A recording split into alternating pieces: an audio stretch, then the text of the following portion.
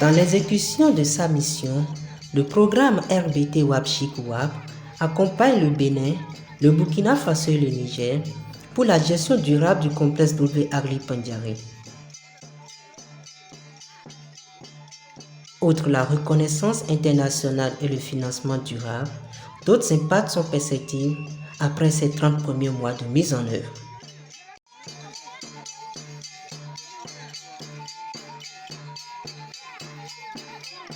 Le programme a appuyé l'organisation de diverses rencontres stratégiques et l'animation des cadres régionaux de concertation.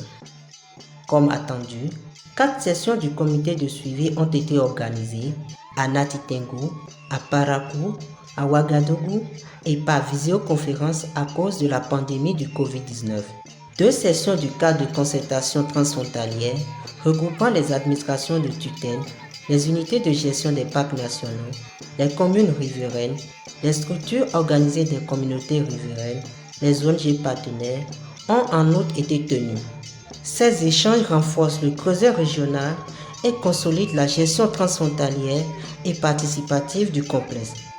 La signature de l'accord tripartite de gestion harmonisée du complexe s'inscrit dans cette dynamique et définit de nouveaux horizons pour la gestion concertée de cet espace partagé.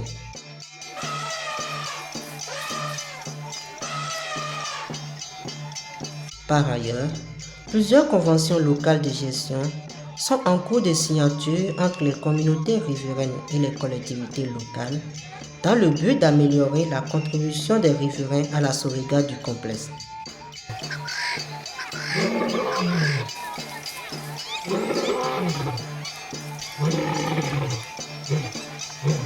D'importants lots d'équipements modernes de lutte anti-braconnage, de suivi écologique et bureautique ont été remis aux gestionnaires du complexe pour rehausser leur rendement et mieux répondre aux défis du moment.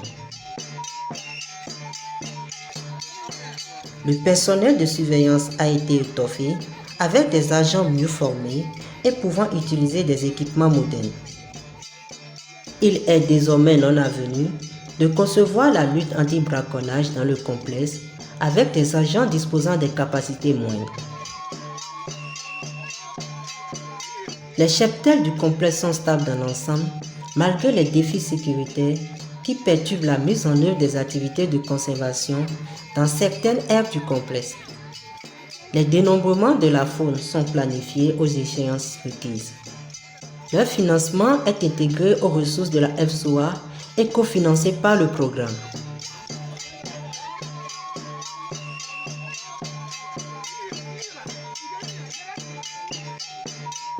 Malgré les freins liés à la sécurité, divers ouvrages modernes, bâtiments, pistes, passages immergés, radiers, traitement des points critiques ont été réalisés pour faciliter la mise en œuvre des activités de conservation.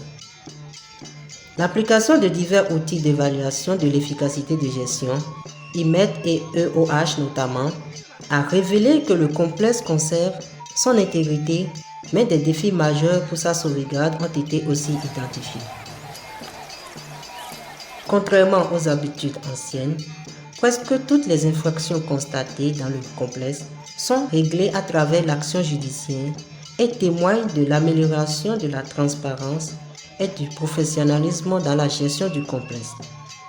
La tendance actuelle est de gérer le complexe à travers des unités de conservation spécialisées, utilisant les technologies modernes pour élever le rendement des agents dans tous les domaines d'activité de la conservation.